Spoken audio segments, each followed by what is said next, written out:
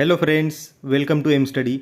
मित्रांनो, आपण सातवीचा इतिहास पाहत आहोत. आज आपल्याला तिसरा चॅप्टर पाहायचा आहे, तो म्हणजे धार्मिक समन्वय.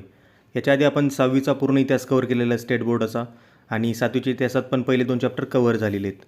ते तुम्ही पाहिले नसतील तर डिस्क्रिप्शनमध्ये तुम्हाला लिंक मिळून जाईल, ते तुम्ही आधी पाहून घ्या.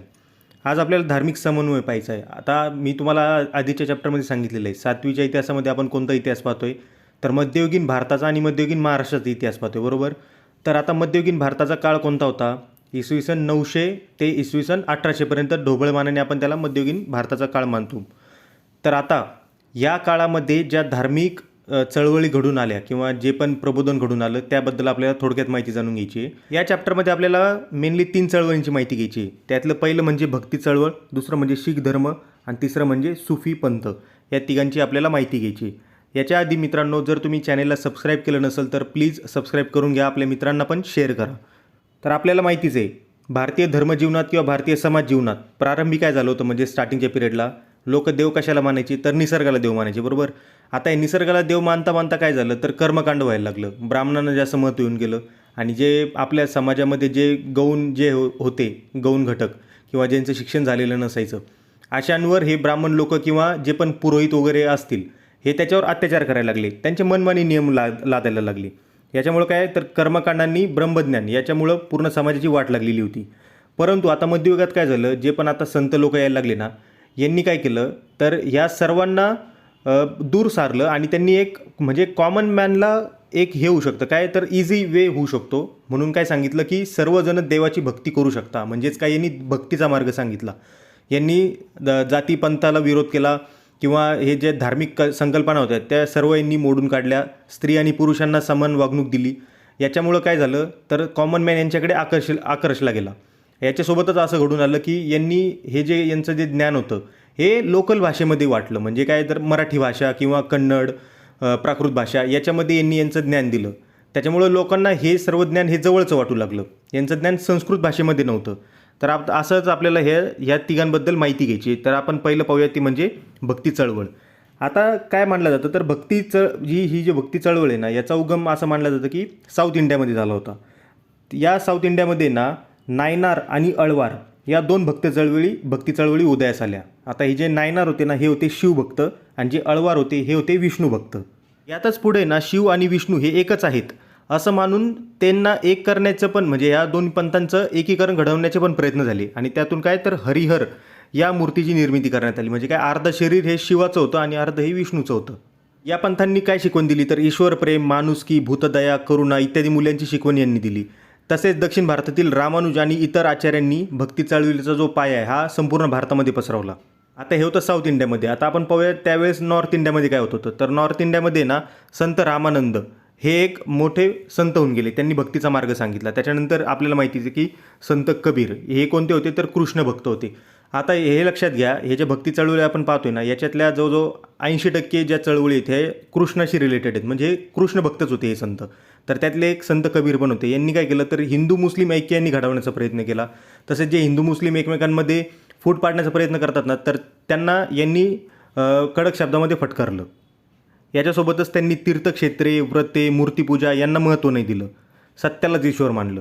सोबतच आता बंगालमध्ये चैतन्य महाप्रभू यांनी कृष्ण भक्तीचे महत्त्व सांगितले. चैतन्य महाप्रभू म्हणजे कोण, तुम्ही जर कधी इस्कॉनच्या जर मंदिरामध्ये जर गेला असाल तर तिथे चैतन्य महाप्रभूंचा तुम्हाला फोटो दिसेल. ते हे चैतन्य महाप्रभू हे 15व्या शतकात होऊन गेले. तर यांनी कुठं, तर बंगालमध्ये कृष्ण भक्तीचं महत्त्व सांगितलं. तर त्यांचा जो प्रभाव होता हा एवढा जास्त होता की त्यांच्या प्रभावामध्ये येऊन आसाममध्ये शंकरदेव यांनी कृष्ण भक्तीचा प्रसार केला. यांच्यानंतर गुजरातमध्ये संत नरसिंह मेहता हे प्रसिद्ध वैष्णव संत होऊन गेले. ते कोण, ते पण परत कृष्ण भक्तच होते. त्यांनी काय केलं, तर समतेचा संदेश दिला, आणि गुजराती भाषेचे आद्य कवी हे त्यांना मानलं जातं. कोणाला मानलं जातं, तर संत नरसिंह मेहता. ठीक आहे, नाव लक्षात राहू द्या. याच्यानंतर संत मीराबाई. आता संतांचा उल्लेख होईल आणि त्याच्यात मीराबाईंचा उल्लेख नाही होणार असं होऊ शकत नाही. तर संत मीराबाई हे कुठल्या, तर मेवाड घराण्यातल्या राजकन्या होत्या त्या. तर ह्या पण काय कृष्ण भक्तच होत्या.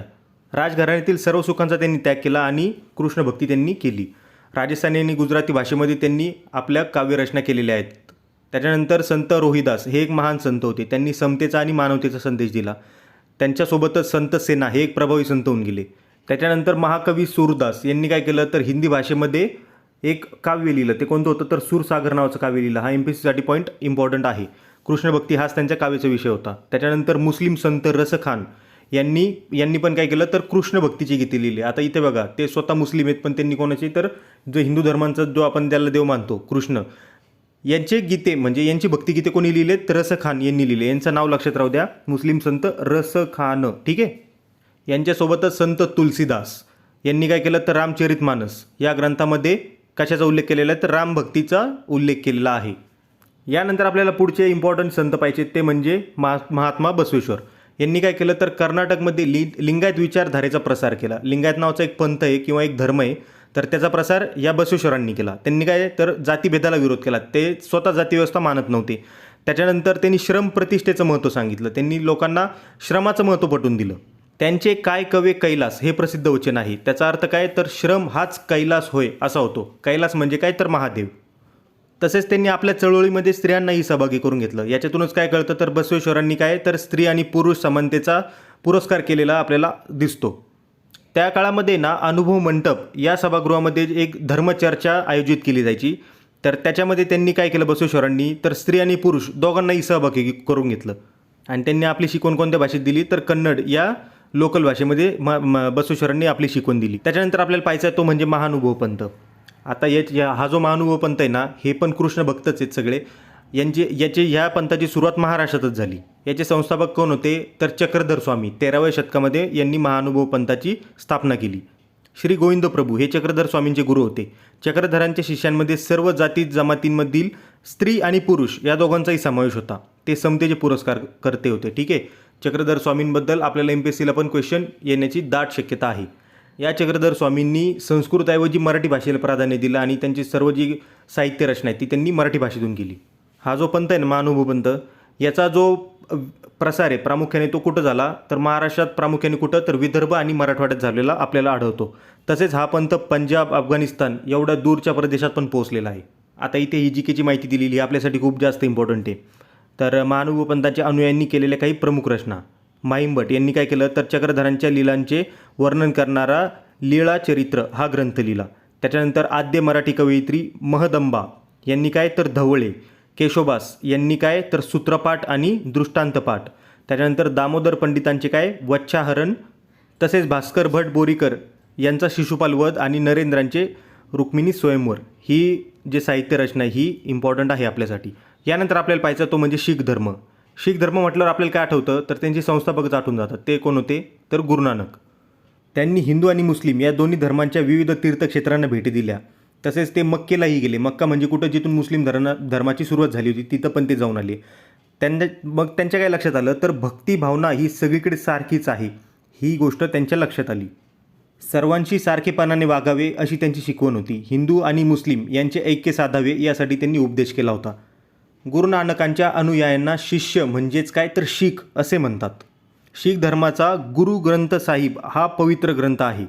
ग्रंथामध्ये स्वतः गुरु नानक, त्याच्यानंतर संत नामदेव, संत कबीर इत्यादी संतांच्या रचना आहेत.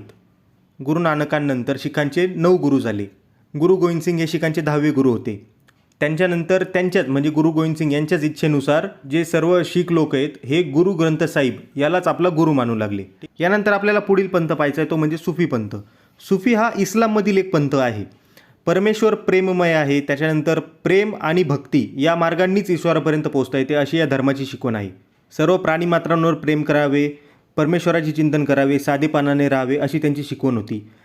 या पंथामध्ये ख्वाजा मोईनुद्दीन चिस्ती, शेख निजामुद्दीन अवलिया हे थोर संत होऊन गेले. ठीक आहे. भारतीय संगीतामध्ये सुफी संगीताचा एक मोठा वाटा आहे. तर असे ह्या चळवळी आणि पंथ होते ज्यांनी आपली जी शिकवण आहे ही लोकल भाषेमध्ये लोकांना पोहोचवली. तसेच त्यांनी सर्व लोकांना जाती धर्माचा विरोध डावलून तसेच स्त्री आणि पुरुष यांना समान वागणूक देऊन सर्वांना समान संधी दिली ईश्वर भक्तीची. त्याच्यामुळे सर्वसामान्य जनतेला यांचे जे पण उपदेश आहेत हे आपलेसे वाटू लागले, जवळचे वाटू लागले. त्याच्यामुळे भारतीय संस्कृतीची जी पण काही जडणघडण झालेली ना तिच्यामध्ये या भक्तिमार्गाचा फार मोठा वाटा आहे. तर आजचा हा आपला चॅप्टर होता. कसा वाटला कमेंट करून कळवा. येणारे पुढचे चॅप्टर पण नक्की बघा. आपल्या मित्रांसोबत शेअर करा. सोबतच चॅनेलला सबस्क्राईब नक्की करा. Stay connected with M study. जय हिंद.